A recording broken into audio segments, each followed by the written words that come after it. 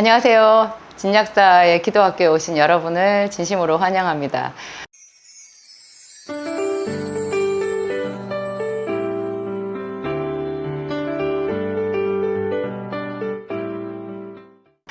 제가 오늘은 수련회 마치고 나서 저희 수련회 때 강력한 성령의 기름 부으심이 있었거든요.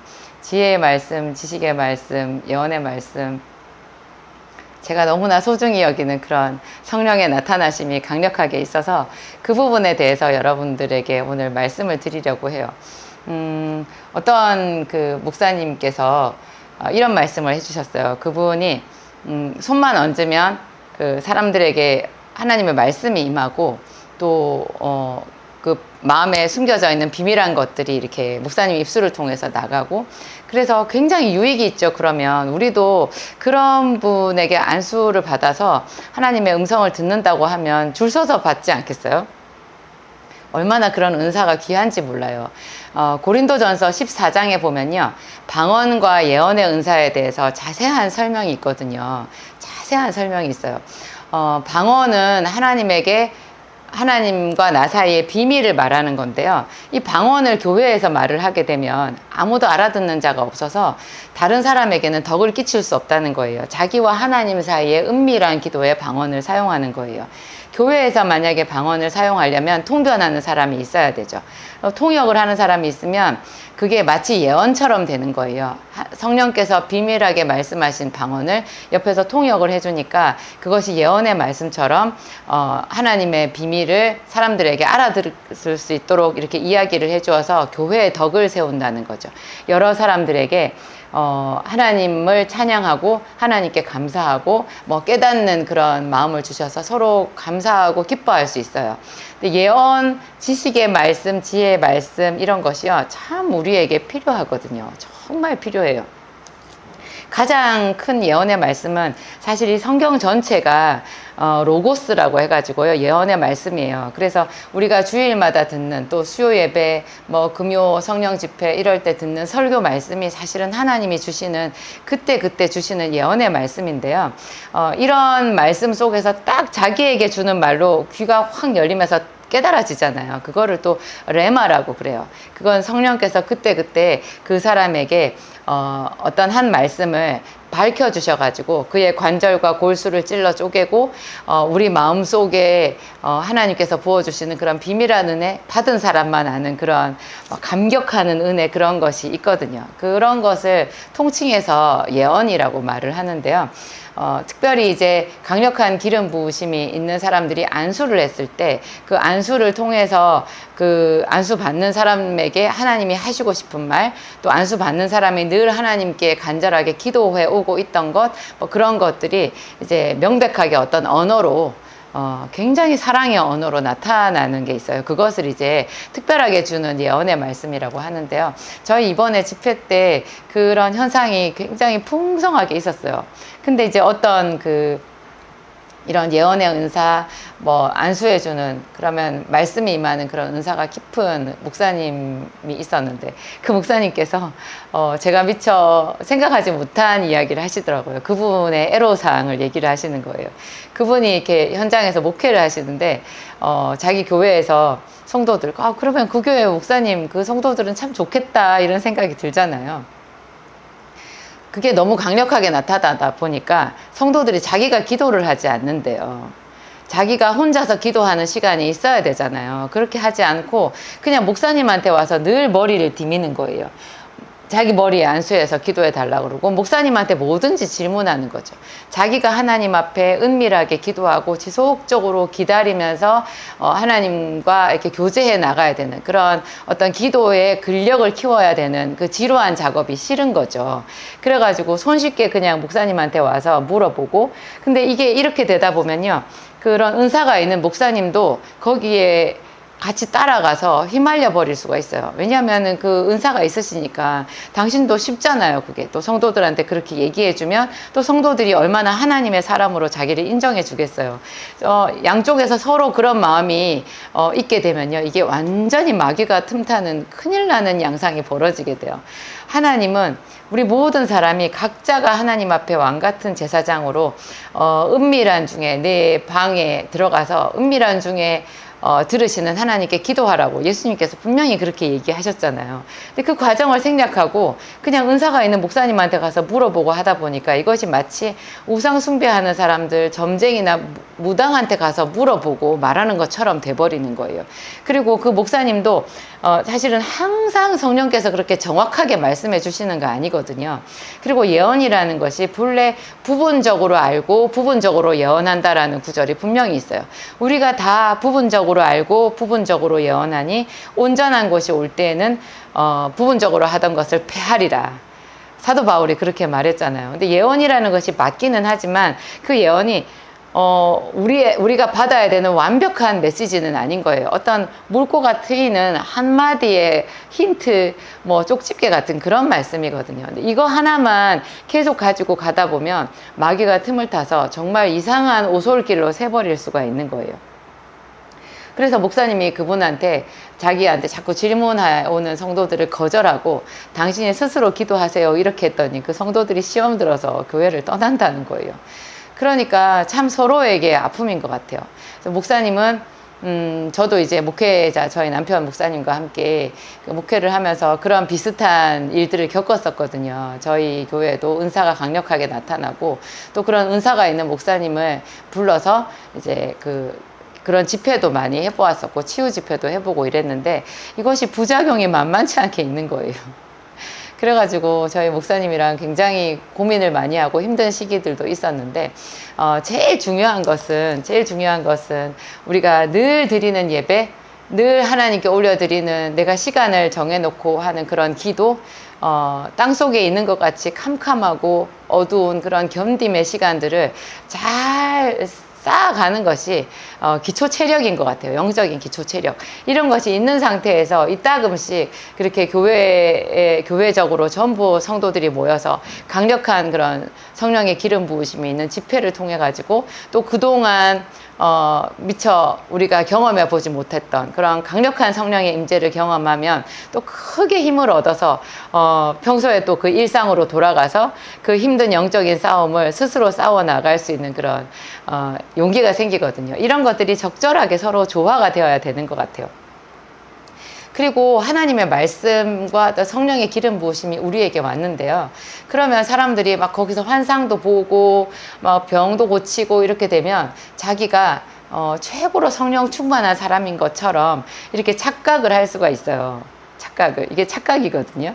무슨 뜻이냐면 그런 집회장에서 나와서 일상으로 돌아가면요. 놀랍도록 모든 것이 예전하고 똑같아요. 그래가지고 사람들이 혼란스러워가지고 이거 어떻게 이게 정리를 해야 되는지 몰라서 또 일상생활에 들어가서 그 나의 무력감, 평소에 똑같은 그런 일상이 계속 되다 보면은 그냥 혼란이 생기는 거죠. 혼동이 와요. 근데 그게 전혀 혼동스러울 게 없이 그냥 본래 변화산에서 제자들이 밑에 산에 내려왔을 때도 그냥 똑같이 보면 귀신 들린 그 아들을 데리고 온 아버지가 있었는데 그 제자들이 귀신을 쫓아내지 못하고 자기들에게 성령의 은사가 나타나지도 않고 그런 일이 생기잖아요. 그때 예수님께서 단번에 그 귀신 들린 그 아들을 치료해 주시면서 나중에 저희는 어찌하여 귀신을 쫓아내지 못하였습니까? 이렇게 제자들이 물었을 때 기도 외에는 이런 유가 나가지 아니하느니라 이렇게 말씀하셨잖아요. 변화산과 변화산 밑에서의 그 생활이 이게 잘 연결이 되어야 되는 거예요. 그러면 우리가 여기서 생각할 때 내 안에 계신 성령이 이렇게 계속해서 충만한 상태로 있지 않고 충만해진 것 같다가 또 다시 일상으로 돌아오면 무력한 내 모습이 되고 하는 것을 어떻게 정리를 해야 되는가 하는 그런 문제가 생기는데요. 성경에 보면 분명히 나와요. 성령이 소멸한다고. 성령이 우리 안에 강력하게 들어왔다가요. 소멸한 기가 막힌 예가 구약성경 민수기에 있거든요. 민수기 11장 25절에 보면요. 이런 말씀이 있어요. 여호와께서 구름 가운데 강림하사 모세에게 말씀하시고 그에게 임한 신을 70 장로에게도 임하게 하시니 신이 임하신 때 그들이 예언하다가 다시는 아니하였더라. 이게 어떤 장면이냐면 이스라엘 백성들이 광야에서 행진을 할 때 사람들이 갑자기 탐욕이 생겼어요. 그래서 매일 먹는 만나가 너무너무 지겹고 고기가 먹고 싶어졌어요. 그러면 좋게 하나님께 하나님 저희가 고기가 먹고 싶어요. 이렇게 겸손하게 하나님께 구하면 되는데 이스라엘 백성들은 그런 거를 잘 못하잖아요. 기도를 배우지 못한 백성은 불평이 항상 앞서고 남을 원망하고 하여튼 그 부정적인 게 그냥 자연스러워요. 이게 딱 우리의 모습인데요. 이 백성들이 모세를 원망하고 불평을 한 거예요. 그랬더니 모세가 너무나 괴로워서 하나님 앞에 죽기를 구해요. 나 혼자는 이 모든 백성을 지을 수가 없다고. 하나님 제가 너무 고통스러우니까 차라리 나를 죽여달라고 이 곤고함을 보지 않게 해달라고 그렇게 하나님 앞에 구했어요. 이게 민수기서 11장 14절 15절 이런 부분에 있는 말씀인데요. 하나님께서 이 모세의 간곡한 기도를 들으시고요. 이스라엘 장로들 70인을 택하라 그래요. 그래서 그 70명의 장로들에게 내가 너에게 부어준 것 같은 성령을 그들에게도 부어주겠다. 그래서 그 짐을 네가 혼자 지지 않고 70명의 장로들이 나누어지도록 해주겠다. 그렇게 말씀하셨거든요. 그리고 70인의 장로를 택했을 때 그들에게 성령이 임했는데요. 이 성령이 그 임하신 때 그들이 예언을 하다가 다시는 하지 않았다는 거예요. 왜 그랬겠어요? 그 70인의 장로들의 마음이 하나님의 성령을 용납할 만한 공간이 없는 거예요. 그게 너무나 이 세상 풍습과 이 세상의 그 나쁜 습관에 쩔어 있는 거죠. 우리가요, 그렇게 세상 사람이에요. 우리가 본래 세상에 속해서 세상 속에 있다가 하나님께 택하심을 입었잖아요. 그래서 우리는 뭐 내가 하나님의 사람, 하나님의 자녀, 교회에서 또 뭐 집사고, 또 권사고, 장로고, 뭐 신앙생활한 지 얼마 됐다, 뭐 이렇게 하면 내가 하나님의 사람인 것 같은 착각이 드는데요.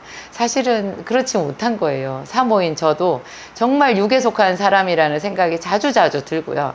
그래서 언제나 나를 쳐서 복종시켜가지고 그 일정한 장소, 일정한 시간에 나가서 하나님 앞에 정직한 마음으로 기도할 수 있었거든요. 그게 나를 쳐서 복종시키지 않으면 기도는 절대 자연스럽지 않고요. 기도의 시간만 채우지 않고 그 속에서 정말로 하나님과 어떤 접점이 생기는 그런 기도를 하려면 각고의 노력이 필요했어요. 항상 그랬어요. 그게 제가 제 속에 얼마나 세상 것이 가득 차 있는가 하는 것을 제가 알겠다. 그래서 내가 하나님이 안 느껴지는구나. 어제 저녁에 기도할 때 굉장히 좋았는데 다음날 아침에 기도 시간에 나가보면 냉랭한 거예요. 어쩌냐게 그 뜨거웠던 기도는 어디로 다 사라지고 내가 하나님을 한 번도 경험해 보지 못한 완전히 딱딱한 마음이 된 것 같이 그렇게 아침 시간에 기도는 완전히 또 헤매게 되는 거예요. 이게 그때 성령이 임하고 그 이후에 다시는 그에게 임하지 아니하였더라. 이게 그 사람들의 마음에 성령께서 거하실 만한 어떤 영적인 것도 없다는 뜻이 되는 거죠. 완벽하게 육의 사람이었다는 뜻이 되는 거죠. 데살로니가 전서 5장 16절 이하에 보면요. 우리가 잘 아는 말씀이 있어요. 항상 기뻐하라, 쉬지 말고 기도하라, 범사에 감사하라. 이는 그리스도 예수를 안에서 너희를 향하신 하나님의 뜻이니라. 우리 너무 잘 알잖아요. 이런 것들이 있을 때 성령께서 우리 안에 거하실 만한 그런 토양이 되거든요. 그 바로 뒤에 나오는 말씀이요. 성령을 소멸치 말고 예언을 멸시치 말고 이런 말이 나와요. 성령이 우리 안에서 소멸하는 거예요. 성령을 소멸치 말고 항상 기뻐하라, 쉬지 말고 기도하라, 범사에 감사하라. 이것이 성령 소멸을 막는 가장 기초적인 우리 생활 수칙인 거예요. 항상 기뻐하라, 쉬지 말고 기도하라, 범사에 감사하라. 이것이 그리스도 예수 안에서 너희를 향하신 하나님의 뜻이니라. 이 뜻에 우리가 충실하고 그렇게 있었을 때 성령께서 우리 안에 소멸되지 않는다라는 것을 알 수 있고요. 그리고 예언을 멸시치 말라. 사람들이요, 하나님의 이 모든 말씀이 제가 예언이라고 말씀드렸잖아요. 영적인 분량이 큰 사람일수록 송우영신 예배 때 제비 뽑은 어떤 말씀도 자기 말씀으로 소화를 시킬 수가 있어요. 영적인 그릇이 작은 사람들은 말씀을 가려요. 다른 집사님이 받은 말씀이 내 말씀보다 훨씬 좋은 것 같고 내 말씀은 좀 아닌 것 같고 또 내가 좋은 말씀을 받은 것 같아도 받은 순간에 좋다가 어느새 그 말씀이 어디로 가고 없고 나는 똑같이 살아요. 옛날에 아주 옛날 가수인데 제가 어렸을 때 들었던 노래가 있어요. 그것이 제가 찾아보니까 서유석 씨라고 하는 그 가수분이 불렀던 노래더라고요. 장난감을 받고서 그것을 바라보고 얼싸안고 좋아하다가 얼마 안 있다가는 실증이 나서 그 장난감을 준 사람조차 잊어버리고 그렇게 있는 아이처럼 당신은 내가 주는 사랑을 그렇게 잘 알지 못하고 내 마음을 알아주지 못한다라는 거예요. 그렇지만 당신은 나의 사람, 나의 아름다운 사람이요 하는 그런 내용의 노래가 있어요. 정말 이것이 하나님과 우리 사이에 맞춰서 보니까 딱 맞는 거예요. 우리는 그리스도 십자가의 사랑을 받았어요. 너무나 감격하게 그 사랑을 받았어요. 성령 집회 때 그 사랑이 막 드러나잖아요. 그러면 사람들이 다 울고 감격하고 자기 죄를 회개하거든요. 너무나 좋아요. 그런데 조금 지나면 그 사랑을 잊어버려요.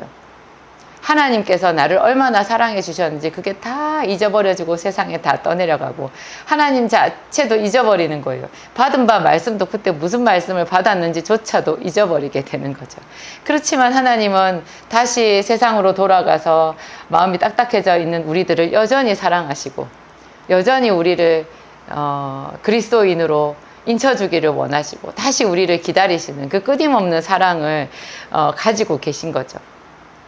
우리는 그래서 항상 마음을 새롭게 해서 내 안에 하나님의 말씀을 심기 위해서 애써야 되는 건 것 같아요.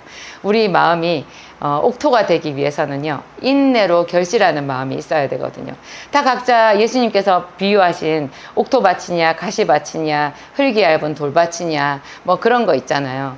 그런 거에서 나는 어딜까 얼핏 생각하고 마는데요, 그걸 좀 깊이 묵상해야 돼요.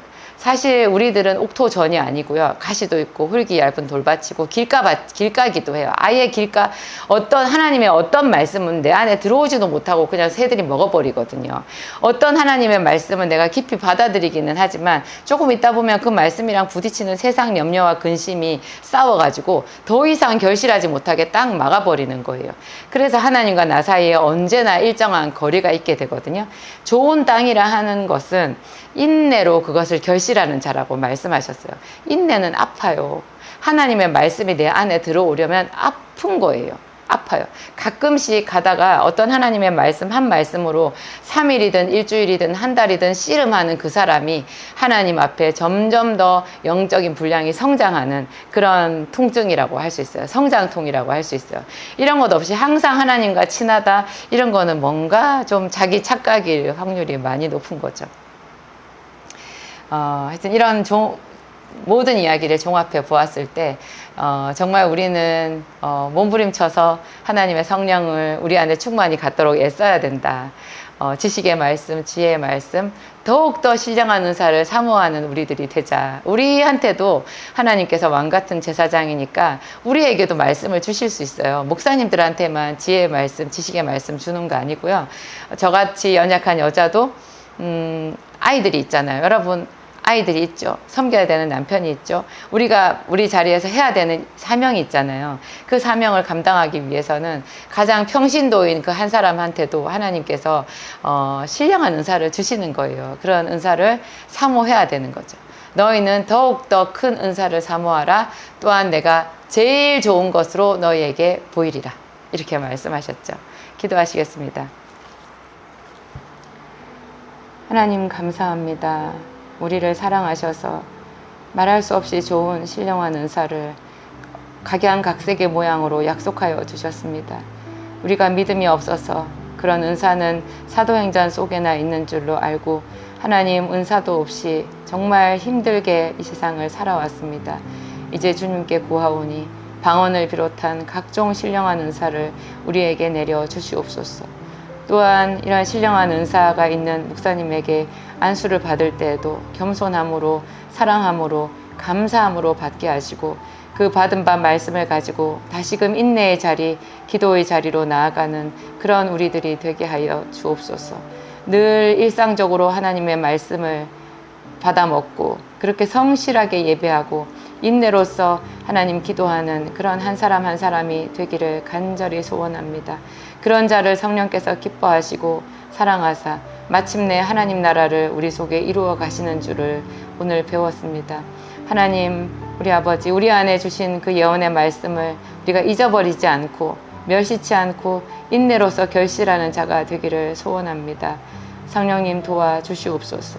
이 기도학교에 성령님 오셔서 우리 기도학교를 듣는 모든 당신의 자녀들에게 더욱더 깊이 역사하시고 그 기도가 열매를 맺게 하시며 기도의 분량이 성장하게 하시며 각자 맡은 그 교회에서 빛을 발하는 그리스도의 일꾼이 되게 하옵소서.